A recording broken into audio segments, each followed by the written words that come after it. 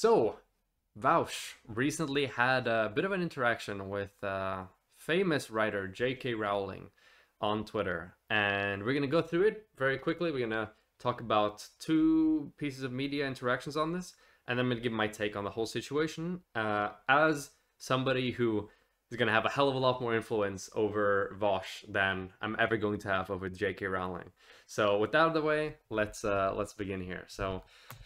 J.K. Rowling made this tweet a few days ago, and it goes like this. It's a screenshot of two tweets from Vaush, and these tweets read, all J.K. Rowling had to do was shut the fuck up, and she could have been the most uncritically beloved for like a century. She would have been almost uncritically beloved for like a century. Women be quieter and start apologizing challenge. This is in reference to the slogan, women be loud and stop apologizing, slogan for feminism. And then JK says, what you and your ilk fail to appreciate is how tediously familiar I find your tactics. I had a violent ex-husband who used to tell me my life would be great if only I'd comply. But you're making the same mistake he did. Women like me can't be bullied out of resistance. When people are talking about it, when people are talking about the thing that, you know, is making J.K. Rowling be controversial, it's her takes on trans issues, which can definitely be characterized as transphobic, to say the least. She's dedicated a lot of time, a lot of attention, a lot of space on her public platform towards commenting on trans issues in a way that's, you know, not the most helpful from somebody who's interested in trans rights, so to say. And then Vaush made another reply here. Listen, Joanne, you don't get to play the victim card when you're advocating for taking women's rights here. Trans women are raped and killed in men's facilities, and you want to keep them there because of your trauma. Quit making your feelings other people's oppression. So there was this going on here. There was a lot of discourse about, you know, this second thing that Vaush said, which, you know, Vaush is a joke, obviously. And then Vaush released this video, which has a very interesting title, to say the least. The moral necessity of being sexist to J.K. Rowling and why I do it again. This is truly a Vaush title.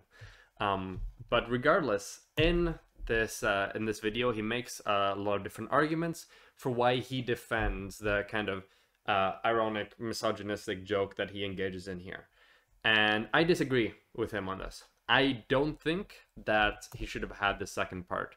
I don't think that he should have engaged in this you know, misogyny joke here when you have this conversation. And I'm going to respond to the arguments that, you know, he provided here, and yeah, explain basically why I believe that he should have been a bit better there in regards to Twitter. So first of all, the first thing I want to say is that base Vaush 300K for Ukraine. Good job. A lot of this, the Ukraine stuff is unfortunately being overshadowed a lot by this J.K. Rowling stuff, but I want to make sure that that's mentioned just to get it out of the way, because good job on that. It's a lot of money. It's going to do a lot of good.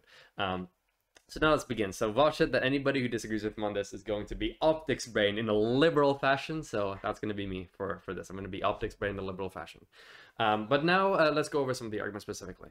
So Vaush says one of the first arguments he gets is that, oh, everybody that's critiquing me here is acting as if they knew that acting as if I knew, Vaush knew, that it would be screenshotted by J.K. Rowling. Number one, some people might be doing this, but I don't think, I think far from all people are. But even if, you know, you had known that it's been screenshotted, or even if it didn't get screenshotted, sorry, I should say, of J.K. Rowling, that doesn't mean that that type of action and that type of, like, you know, discourse there and that type of joke is just A-okay and good to go. It's on a public platform. It's on Twitter. Anybody can see what you're saying. And he's a big figure as well. He isn't like a random nobody. And I think what specifically makes this type of edginess, the, you know, ironic misogyny in this instance, worse than any other type of edginess, is that it feeds ever so perfectly into the TERF narrative, which, you know, if you don't know, the TERF narrative is basically that, hey, people who, you know, like trans rights and want to, you know, improve rights and well-being for trans people or whatever, they're secretly doing that in an attempt to subvert, or they are subverting, women's rights and feminist values and stuff like that. So everybody who, you know, pushes for trans issues, they're really like misogynistic, really. And that's like the main narrative that these TERFs have, that you're eroding women's rights somehow by being, you know, pro-trans issues and the rest of it. And that's why specifically, you know, edgy jokes where you're edgily being misogynistic towards an audience whose characterization of you is being misogynistic is like the worst thing you could possibly do, because you're serving on a silver platter their arguments and their characterization and validating that and showing that to be true. But yeah, let's keep going here. Another thing, he says that, hey, if other people did this, you know, you guys wouldn't be reprimanding them. This isn't too much of an argument. I mean, if another big public figure did this, then I would hope that we were to like talk and criticize them for doing it, of course. But a lot of people that Vaush sees criticizing him is going to be from Vaush's community, hence why they're critiquing him, because they're part of Vaush's community. So this is kind of weird here. But we should critique them. But once again, there's a difference between there being like a random nobody doing this and you know, and like a big stream or like a big public figure, someone with a decently large Twitter account like Vaush's, for instance. Then we get to the next point here. I think this is one of these more major arguments that conservatives don't actually care about misogyny. So by kind of talking about this, you've bought into their propaganda or whatever. Sure, it might be the case that there is a lot of, you know, kind of more far right, more conservative people that are literally only using these accusations of misogyny as a smokescreen. But there's a lot of people who don't do that. There's a lot of center and apolitical leaning people who genuinely do find misogyny to be pretty bad. And for a lot of those people, misogyny is something that is more, they have a more visceral reaction to that than they do, for instance, transphobia. So imagine this, for instance, okay? Imagine you're just like more like an apolitical person, or you're a mainstream person, or you're somebody that Vaush would call a shitlib. And you're just, you know, you're on Twitter, you're like, you know, who should I follow on Twitter? Oh, you know, I remember those Harry Potter books. I'm going to follow this account, this J.K. Rowling account on Twitter. And then they see an argument between the stuff that is going on. And you see somebody, J.K. Rowling, who's being like, hey, you know, all this trans stuff is kind of undermining women's values and feminist values and yada, yada, yada. And anyone who's pro them is actually really misogynistic. And then you see her provide an example of a pretty big, you know, left-leaning progressive person who's pro-trans rights being what appears to be misogynistic. Because once again, I think most people that see Vaush's tweets there, that aren't like super in tune with who Vaush is as a person, are going to think that, you know, this is actually like just blatant misogyny. This isn't a joke or anything. And that type of discourse, I think, is really bad, and that type of effect is really negative. And that's harmful, because it's going to turn off a lot of apolitical and central-leaning people who make up a really big part of the audience, especially when this thing reaches more mainstream attention, like in news articles and stuff like that, and more people who otherwise wouldn't be exposed to it now are. Yeah, I don't think that's a good thing there. Then he brings in the comparison with, he shows a picture of Doe and says that, okay, well, you know, if somebody looks like this and they're going to make fun of that, and, you know, they're going to make fun of anything regardless. So, I mean, why even try is kind of the implicit notion there. Once again, I still think that to the average person, they're going to be more accepting. So once again, we're not talking about the hardcore conservative, but to the average person, they're going to be more accepting of somebody who might deviate a bit from the norm when it comes to their physical appearance than they're going to be towards somebody who appears to be being just like blatantly misogynistic. Then there's also the second aspect to this, which is that it's a different thing to like expect somebody to change their entire appearance in order to be more like, you know, palpable towards like a mainstream audience or whatever, as compared to asking a pretty big public figure who their entire persona is about rhetoric and influencing people to like modify their language a bit in order to not come off as really misogynistic to large, you know, portions of the populace are now going to be exposed to their messaging and stuff like that. But yeah. And then I discussed previously about how misogyny specifically is a lot worse than other ironic or like edgy jokes you can make, because it perfectly feeds into the TERF narrative when it comes to a thing like this. But yeah. Then you have another aspect as well, which is when Vaush says, oh, if I didn't do it, it would have been someone else. They would have just screenshotted somebody else, and I'm a big figure and I'm kind of used to this, so I can deal with it better than some random nobody Twitter account can, and then they will have to like delete their account because of all the harassment they're getting. So just because it could have been someone else that doesn't excuse you giving ammunition or you handing, especially this type of rhetoric, to J.K. Rowling on a silver platter. Because imagine you're J.K. Rowling, right? You're trying to promote this idea that that people who are pro-trans rights just hate women, and then you find the perfect tweet. You stumble upon Vaush V's Twitter account, and you see somebody who is very, very pro-trans rights, who is making a tweet about you, and they're being what appears to be misogynistic in that tweet, and they're a big public figure as well, and isn't just a random nobody. Oh my god, J.K. Rowling, that's the best. That's what she lives for when she's on Twitter. She lives for tweets like Vaush because it reinforces every single thing that she's trying to promote. And people can accuse her of like, oh, you know, you're taking this out of context. This is like some random nobody or whatever. Because Vaush is a pretty big public figure, right? You know, after the Reuters article and everything, people know who he is, right? Everybody. The Vaush is like a household name nowadays. No, but seriously, it's like it's a perfect thing for Vaush specifically. And another thing to add to it is that, hey, even though this might be worse to some extent when it comes to the ability for an average person to deal with being like dogpiled by J.K. Rowling and her community, by virtue of being a big figure, there's also a greater harm, I feel, that is being propagated there, which is the thing I talked about before, how it's no longer J.K. Rowling going out of her way to find some 17-follower Andy and be like, hey, look, here is a pro-trans person being like misogynistic or whatever. This is all pro-trans people or whatever. Because Vaush is a pretty big figure, he's going to be perceived as being more representative than like a random nobody. So I think it was actually a bad thing that it was him. It would have been better if it was just like somebody else or some smaller figure. So I think this argument actually works against his favor.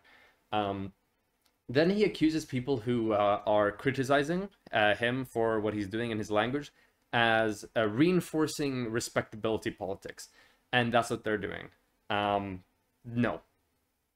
If you want to be mean to J.K. Rowling, be mean to J.K. Rowling. Feel inclined, because she does a lot of really harmful rhetoric that really harms people and the movements that they seek to, you know, push for, and, you know, the rights and, you know, healthcare and important things that really matter to somebody's well-being. So if you want to be mean to her, completely understand that. That makes perfect sense. Go for it if you want to be.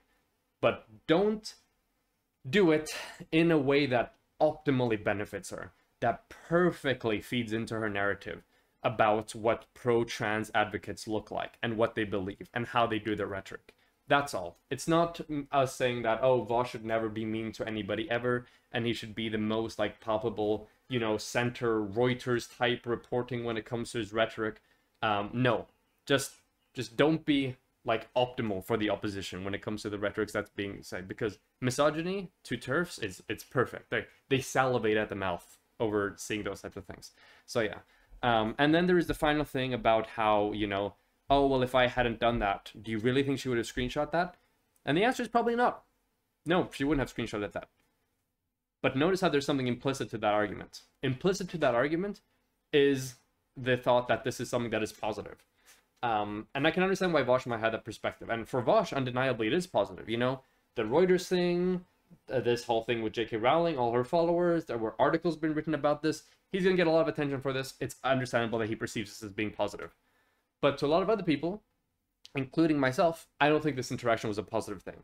I don't think that, you know, oh, you know, he did something bad, but if he hadn't done it, he wouldn't have gotten screenshotted, so it's okay. I don't think the thing that happened was a good or a positive thing. I think it was an excellent opportunity for J.K. Rowling to perfectly reinforce the characterization that she has for trans advocates in a way that, you know, she seldom gets the chance to. Because now it's a big public figure directly criticizing her, who's pro-trans rights, and who engages in, you know, like what appears to be just direct and blatant misogyny. That's perfect. And I'm sure that a lot of apolitical and more like lib-shitty people or whatever were really turned off by Vaush's behavior and were like, you know what, hey, maybe Rowling has a point here. Maybe this makes sense. Because once again, you're fighting an uphill battle against the narrative of TERFs, because a lot more people are going to find misogyny to be something more intuitively and directly, wow, this is bad, this is negative, than they find transphobia, because trans issues is more like a more contemporary social, you know, progress thing that is still being you know, yeah, that's more new than the fight against feminism, or the fight against feminism, the fight against patriarchy, or the fight against misogyny has been. Now, that's not to say that the fight against misogyny or whatever is done. The fight against patriarchy is done, far from it. But it's saying that obviously, hey, one of these are a lot newer than the others. If you go up to the average, you know, person, especially probably the average person who follows J.K. Rowling, or the average person who's like read Harry Potter in their childhood, and you're like, hey, you know, misogyny, first reaction. Oh, transphobia, first reaction. You know, some conservatives have some good points. I saw Ben Shapiro did like an attack helicopter thing once. That was pretty funny. Like, that's the difference. That's the uphill battle. So we gotta try our very best and not to fit into that. So yeah, those are some of the arguments I wanted to provide against what Vaush did. I don't think this is like a career-ending thing or whatever. But I think it should be more respectful to criticism. Once again, I don't quite believe that there was a moral necessity for him to be sexist to J.K. Rowling, nor do I think he should have done it again. But yeah, this is just me responding to his arguments. I think that what he effectively did is handed J.K. Rowling like a perfect argument on a silver platter, perfect piece of media that she could use to reinforce what she believed in a way that, sure, it got Vaush more attention, but overall, I think contributed to like a negative piece of media and a negative piece of discourse being thrown out there, where the overall effect towards the propagation of trans rights is going to be harmed rather than benefited by the whole thing that's going on. So yeah, that was my critique of Vaush's thing. But once again, I want to note again, great job on the 300k raised. Excellent work there. Sucks that a lot of it's being over fashioned, but hey, you also had to get a bit of the optically brain dead liberal in here to give some of the arguments about why being misogynistic, specifically against, even ironically against TERFs, is like the worst thing you could ever do, because it perfectly reinforces their narrative. And then like, hey, you're a big figure, you have a big platform, a lot of people are going to find you more representative of the left as a whole as compared to some random 17 Twitter Andy. Yeah, probably not good to do this, the ironic misogyny here. Try to be a bit more responsible with your language, especially on Twitter, which is something that I'm sure VGG and Vaush has directed at people like Destiny a ton when it comes to discussions on Twitter and stuff like that. But yeah, that's about that. Thank you.